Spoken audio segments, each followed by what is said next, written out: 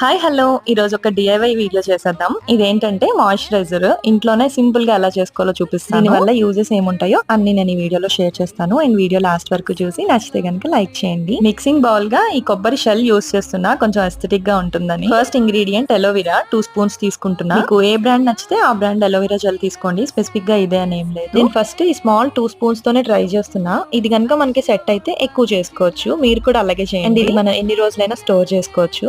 ఇప్పుడు మనం చేస్తున్న డిఐవైకి ఇదే మెయిన్ ఇంగ్రీడియంట్. దీన్ని బాబ్చి ఆయిల్ అంటారు.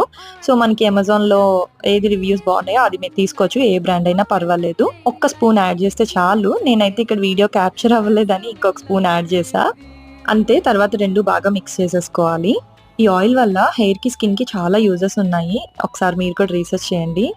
ఆల్సో మనం ఏది చేసినా ప్యాచ్ టెస్ట్ ఇంపార్టెంట్ ఫస్ట్. ఇలా అప్లై చేసిన వెంటనే స్కిన్ కి ఒక మంచి గ్లో వస్తుంది. ఇది చూడడానికి కూడా జెల్ బేస్డ్